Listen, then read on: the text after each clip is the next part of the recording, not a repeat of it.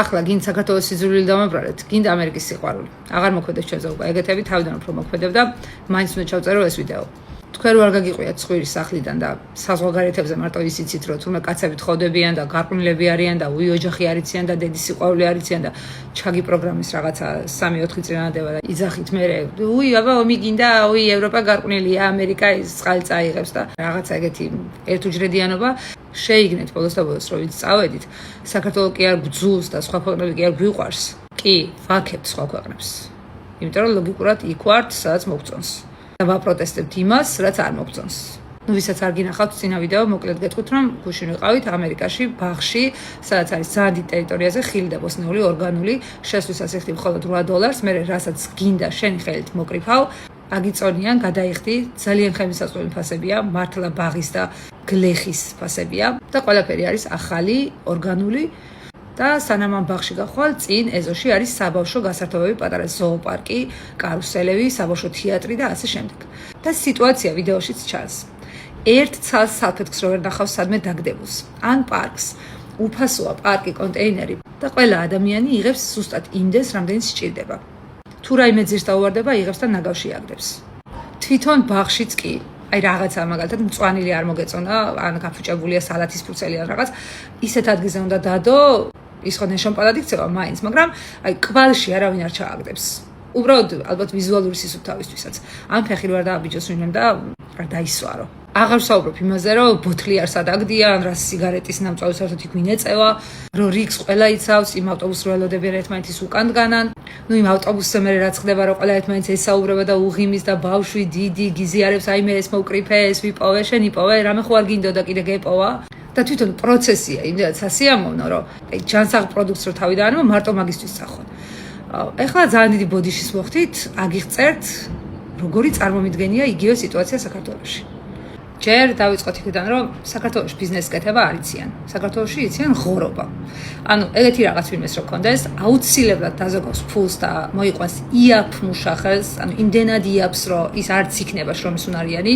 შესაბამისად გვექნება ისეთი სიტუაცია, რომ ამ ცხოველებთან იქნება გაუსაძლისი სუნი, ყველგან იქნება დაბინძურებული, დანაგვიანებული, ნაგავში პარკები არასდროს იქნება, ანუ ყველაფერი მოუწესრიგებელი ტუალეტში, ხო საერთოდ ვერ შეხვალ საქართველოში ახლა მინახავს საზოგადო ტუალეტებში ჯობია რომ რავი ერთი კვირა ატარო და იქ არ შეხვიდე. და ანუ თვითონ ბიზნესმენი ხო ამაზეა მიმართული რომ ხარისხზე კი არ ფიქრობს ან ხალხზე ან სახელზე ან თავარია ბევრი იშოვოს ან ცოტა დახარჯოს ბევრი შემოუვიდეს. და მეორეს მხრივ ჯერ რავი ჩემი დედაია ბიჭები ჩაგიჯდებიან იმ ხელა წილში რომ აზრი არ კონდეს და მე კიდე სახელმწიფო გაზის თავზე და ანუ მოკლედ საერთო ჯამში ისეთი ამინდი იქნება რომ ამის გაკეთების შანსი რავი არ არის საქართველოს ფაქტიურად. ვისაც აქვთ ისინიც ნანობენ უსმენ ხოლმე ხშირად ინტერნეტში. ეს პარკები და კონტეინერები ხო საერთოდ არ ვიცი ალბათ ერთი ადამიანი ჩაიდებს. ანუ ბევრი კი არ გადაინაწილებს 20 და 30 წელს. ანუ ერთი აი ესე წაიღებს სახლში. არ ჭირდება შეიძლება არაფერში, უბრალოდ წაიღებს და დადეს რა რომ დამჭირდეს. თვითონ ხის და ბოსტნეულზე რასაც შეჭამენ ხო იქვე შეჭამენ. დანარჩენს სახეზე ისვავენ, დანარჩენს დაკრიფავენ, დასრისავენ, დაპუტავენ, დაგლიჯავენ. ბავშვებიც, რომელსაც მშობლებიც ეხლება თან და არაფერს ატყვიან და არა მარტო ბავშვები, დიდებიც ერთობიან ეგეთ რაღაცებით საქართველოში. მერე კიდე ამ ხელა ტერიტორიაზე დაცვა რო დააყენო ან რაღაცა კამერები ხო გამორიცხულია, ანუ ჰექტრობით ტერიტორიაა. უეჭველი ქართველი მოძებნის, რა თქმა უნდა მოძებნა ძალიან დაბალი ღობეებია, გადახტება წავა. ანუ საქართველოში ეგ რო გააკეთო, უნდა გქონდეს ალბათ 6 მეტრიანი სიმაღლის რაღაცა კედლები წრეზე და იმაზე რაღაც დენის ელექტროშოკები, ან ვიდეო კამერები ყოველ 1 მეტრში და იქ კიდე ცოცხალი ადამიანები რო დაიჭირეს, რო გაიქცევა, თორე სხვანაირად გამორიცხულია, რომ საქართველოში ასეთ მარამე მიარსებს. აი ესეთი დაბალი ღობეები ჩანს ვიდეოში, რაღაცა 2 ფიცარი არის ეგეთი. ჩვეულებრივ გადაადგათ ფეხს და წახვალ. მაგრამ მაგას ხა აქ, რა ვიცი, ალბათ თავში არ მოვა არავის.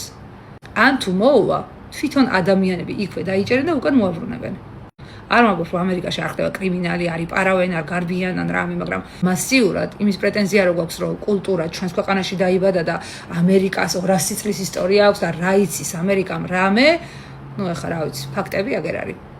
და ერთი ძალიან მაგარი რაღაც კიდე, ადრე მაქვს ამაზე ვიდეო ჩაწერილი, საქართველოში რომ მეორე კლასელი ბავშვები მიყავთ ისეთ მუზეუმებში, სადაც რა ვიცი, გიდი რო საუბრობს ბავშვისთვის ის ჩინურია და ექსკურსიებში მარტო მოსწონთ გზა, მე მაგალითად ბავშვობაში ექსკურსია რო იყო გიჟდებოდი გზაზე, გზაში ვერთობოდით ყველაზე მაგრად და მე უკვე სუფრას რო გავშვიდით იქ.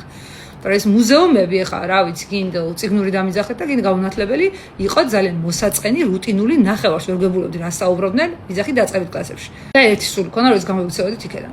და ახლა ამნაირ სიტუაციაში ბავშვს წაიყვან მარწყვის საკრეფად, სტაფილოს სამოსათხრელად, თან იქვე გააცნობ წესებს 6-7 წლის ასაკში, იმას თავისთავად ჩამოუყალიბდება კულტურა.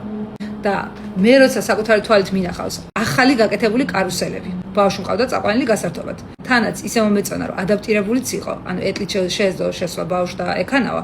და 10-12 წლის ბავშვები, ბიჭები, აი ესე სახლებზე, პლასმასის სახლებზე დარბოდნენ, წიხლებს უთყავდნენ და სპეციალურად ძალით ტეხავდნენ.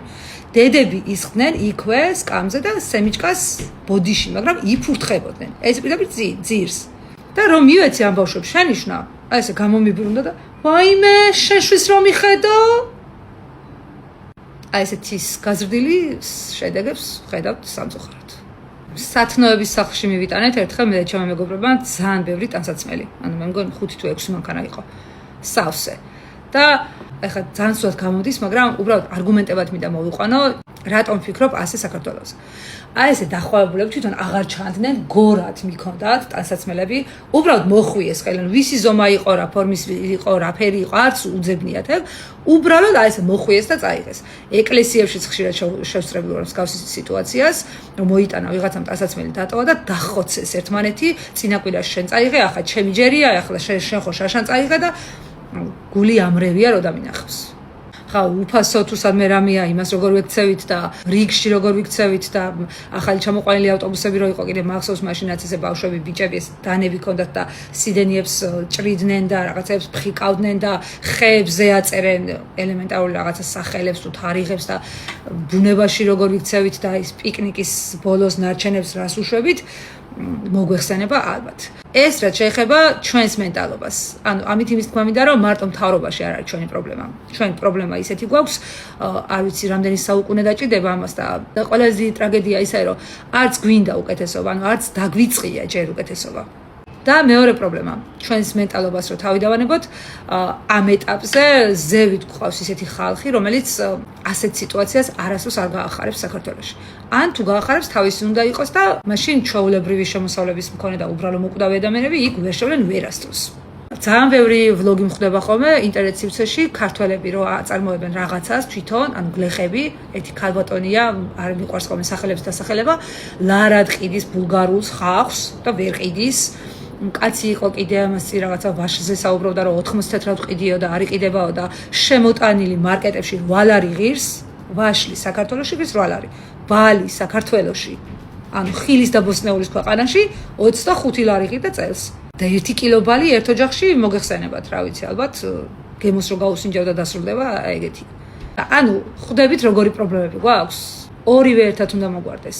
ერთი თუ მოგვარდება, მეორე არ მოგცემს საშუალებას, მთავრობაც რო გყავდეს ხელისშემწყობი, მეტალობა გვაქვს ისეთი, რომ მაინც არაფერი მოგვარდება.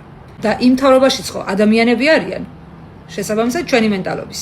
ანუ პატარა ადამიანობიდან რო იწყება მოპარვის, გამორჩენის, საკუთარი კუჭის ზღომის ინსტინქტი, მე დიდ კაცები რო ხდებიან, იქ თავისთავად დიდ მასშტაბებში გადადის ეს ინსტინქტი. ანუ მორალი, თავარი ჩვენი სამუშაო არის აქ. ჩვენ როცა მივად იქამდე, რომ სახელმწიფო არის ერთი დიდი ფაზლი და მისი ერთი დეტალი ვარ მე, მეორესი შენ, მესამესი ის და ასე შემდეგ. და მე თუ მექნება სწორად გამოჭრილი ის კუთხეები, შენც ასევე იდეალურად გექნება, აუცილებლად ჩაჯდება ერთმანეთში და აიწყობა იდეალური ფაზლი. თუ გვექნება მიჩეხილი და არასწორი, ვერასოდეს ვერ აიწყობა ეს ლამაზად. შეიძლება ასე მიალაგ-მოალაგო და რაღაცა დაინახო აი ესეთი სახელმწიფო, როგორც ახლა გვაქვს ჩვენ. ანუ ჩვენ ალბათ აღარაფერი გვეშველება, მაგრამ ჩვენ შვილებზე მაინც თუ არ დავიწყეთ სწორად მუშაობა, სწორი ადამიანები თუ არ გამოძერწეთ, არ ვასწავლეთ რა არის კეთილსინდისიერება, რა არის სახელმწიფო, ადამიანური და მოქალაქეობრივი მოვალეობა, შენი სინდისი, პატივისცემა იმის მიმართ, რაც გააქვს და რაც დაგაბერტყა სამყარომ უხვად. და ის თუ არ გავააზრებინეთ, რომ ის კარუსელი, ის ავტობუსი და ის ხე არის მისი, მიუხედავად იმისა, რომ მისი ეზოს გარეთ დგას, მისია, ეს სახელმწიფო, ეს სამყარო ჩვენია, ჩემია. ეს ყველაფერი თუ არ შევისხორცეთ, რაც არ უნდა ვიძახოთ მთავრობა, ის მთავრობაც ჩვენ ვართ. იმ მთავრობაში ახლა ვინც არის 20 და 30 წლის წინ იყო ბავშვი და ვიღაცა ჩვეულებრივი ადამიანის შვილი. და რო გაუჩნდა თვითონაც 10-12 წელიწადში კარუსელების გატეხვის სურვილი ან რაღაცა ნაგვის ძირს დაგდების, დედამ უთხრა რომ რა უჭირს დედა, მაგის შენი კი არ არის, მინდი რაც გინდა ის უკენია და აი ზუსტად აქედან წამოვიდა მერე და გადაიზარდა ასეთ მასშტაბებში. რავი, ჩემი ქმარი თვითონ დააგდებს ნაგავს კი არა, სხვის დაგდებულებს სახელთან მანებს ჩაიცობს და სადაც ნახავს რამე პლასტიკს იღებს, ნაგავში აგდებს და ამას უყურებენ ჩემი შვილები და თავს არ ვიქებ. ეს არის ნორმა. და ზოგადად ცოტა სტანდარტები ავწიოთ დროა მე მგონი უკვე. აღარ არის ეპოქა, ადრე რო იცოდნენ, აი მე იმას რა კაი ძალი მოუყვანია, თურმე სუფთა დამოწესრიგებულია, სახსალაგებს ყოველდღეო და ან ვიღაცა რა კაი კაც გაყოლია, თურმე არც იკეთებს, არც ეწევა და არც იპარავსო და ეგენი არ არის საქები. ეს არის ნორმა. ანუ ადამიანი ქალი უნდა იყოს სუფთა და კაცი არ უნდა იკეთებდეს და არ უნდა იპარავდეს და არ უნდა თამაშობდეს. და ეს ყველაფერი და სიკეთე და კულტურა რო ჯერ კიდე საქებად მიგვაჩნია და ოი რა მაგარი ყოფილა თურმე ნაგავს იღებს ქუჩაშიო, აი მაგიტო ვართ მან სადაც ვართ. ძალიან დიდი ბოდიში, ვისაც არ მოგეწონათ ეს ჩემი ვიდეო, მაგრამ რა ვქნა, ასეთი წარმოდგენა მაქვს საქართველოზე, იმიტომ რომ საკუთარი თვალით მიყურებია, თითქმის ნახევარი ცხოვრება მანდ გავატარე და საერთოდ ყველაფერი, რასაც ბავშვობაში მინერგავდნენ, ჩემი აზროვნება რომ დავიწყე, აბსოლუტურად საწინააღმდეგოს მიმტკიცებს საკუთარი თვალები, ყურები და რა გონება. სამწუხაროდ.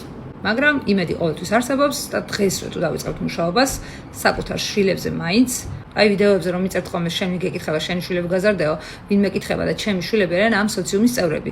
თქვენი შვილების მომავალი მეგობრები, თანამშრომლები, მეზობელი და რა ვიცი, რაღაცა გადაკვეთა ექნებათ. ამიტომ მე დიდი სურვილი მაქვს რომ ჩვენი სამყარო, ჩვენი ქვეყანა გახდეს უკეთესი, მართლა კულტურული, განათლებული და გაღვიძებული ერი. როგორც მოგეწონათ ის ვიდეო, გუში რასთავდე და ის სიტუაცია, აი ესეთი ჩვენს ქვეყანაში არის ძალიან მარტივად შესაძლებელი. უბრალოდ ჯერ უნდა დავიწყოთ აქედან. ჩვენ, მე, შენ და თითოეულმა ჩვენთაგანმა. რომ შედგეს მერე საერთო ბირთვი, რასაც უკვე ქვია სახელმწიფო და ჩვენი საქართველო.